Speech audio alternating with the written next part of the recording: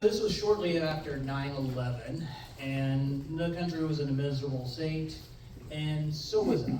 I was broke, jobless, had just broken up with my girlfriend of 3 years, and worse, I was 30. Going nowhere. The only place I could afford to live was this shared house with a bunch of USF students. I befriended Jason, who's kind of this hippie-ish sociology student. And he knocked on my door one day and he asked, hey, we're going to go to Itchy Tuckney Springs tomorrow. Would you like to come along? And I'm like, I'd like to, but I have no money, and I don't think I can provide good company. Right now, I'm so depressed. And it's like, hey, don't worry about it. I'll cover you. You don't worry about a thing. And I'm like, I'm dismissive. Like, no, I need to pull my own weight. I'm not going to be a burden. It's like, no, you're coming. That's settled. You're coming. So Thursday morning, we meet his friends with a van, and we board this big van with a bunch of long-haired, freaky, hippie people, and we tear off of I-75, and they're very kind and generous people, and they were passing around snacks and funny cigarettes and all kinds of things. And despite how I was trying to get in the mood, I just wasn't able to do it. I was just so down in the dumps. And then Jason took from his little rucksack a thermos, like my dad used to have to drink coffee from at work, but instead this was a special blend of tea that he brewed the day before from some dehydrated mushrooms that he had saved for just this occasion. And he pops off that top of that cup, pours, and we all take a communal sip, and it goes around four rotations, and then we continue to have a good time. And about a good landmark before you reach Itchy Tuckney Springs is the Risque Cafe, which is a nude coffee shop. And at that point, things and objects were starting to get a bit wavy. So we're joking about the Risque Cafe, and about 30 minutes later, we arrive at the park, disembark the van. Things are not so wavy anymore. They're now getting kind of squiggly too. So my best efforts, we pay our entrance fee, grab our inner tube, and begin down the street. Now, Itchy Tuckney Springs is like a 3-hour lazy river of this very clear natural spring. And it's like you're not floating, you're like suspended on this field of energy, specialty, and just floating, and you can see the fish and the beavers and the otters swimming underneath you, and it's like you're floating on this alien terrain. And we're having a great time, but somehow I find myself detached from the group and alone, and I look over and I see the silvery side of a fish, and it bobs up and goes, except I can suddenly translate fish to human Oh, wow. And it said, ask them for help. Like, what? And the fish dies, another fish comes up and says, go home.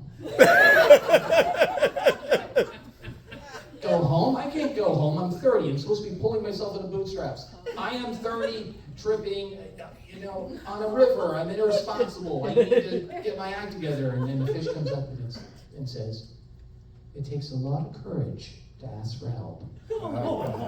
And the fish just dies. See, the previous weeks, I kind of had a panic-associated attack and ran out of a job. I was at this call center representing this terrible product, AOL, and everyone was complaining because it wasn't working, and it was just like I was making year before I was making $30,000 a year, had a beautiful fiance, everything was going my way, and now I'm barely scraping by on minimum wage. And I was just looking around, and I noticed everyone's cubicle had, some were decorated with Gundams and anime, others with religious icons and movie posters, and I was like, these kind of remind me of Egyptian tombs, because this is What the Egyptians used to bring all their personal items and put in their tomb so it looks more homey, so it looks, when they're in an afterlife. And they're like, this is a tomb. I'm in a tomb, I'm not at work, I'm in a tomb, I'm entombed here, and this is my life, and I'm trapped in the middle of it all while someone's going, I can't hold this thing. And it's like, I just take off my headphones, drop it in the seat, and just walk out. They have a phrase for that in that old workplace called pulling an Anthony. That was pretty legend. I just didn't punch out. Didn't say, I quit, boss. I just walked out. I find myself years later trying to check myself into the Tampa psychiatric wing because I could not stop thinking about ramming my truck into a telephone pole. They didn't short that. They did not accept me because nobody takes mail. He said, you'll be fine. Here's some numbers, some shrinks you can call. Like, sure, thanks. And now we're back at the Itchitopney, and now we're at the end of our trek, and we're disembarking and kind of just having to guide each other, to return our inner tubes, find a shuttle to get back to the our cars and drive back. We had a designated driver, by the way. So the next morning, I summoned the courage, and as ordered by the fish, I picked up the phone and called my parents and told them, I need help. I have no money. I'm destitute. I'm stuck. And they said, well, just come home.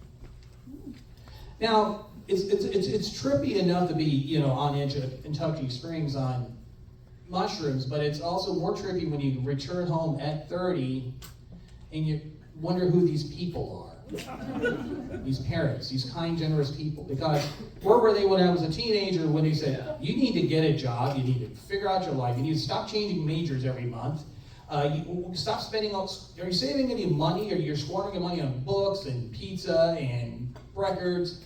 Think about your future. And first thing they said to me is like, you relax, you take as much time as you need to rest, and when you figure out something you'd like to do, come to us and we'll help you. And they did.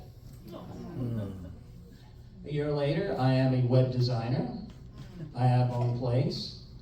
And not long after that event, I met a young lady who using logic, convinced her that she needed to marry me. She couldn't make it tonight, but that was a joke for her. And she logically said yes, and has been logically with me for 20 years as of tomorrow. And that's all because I listened to the fish.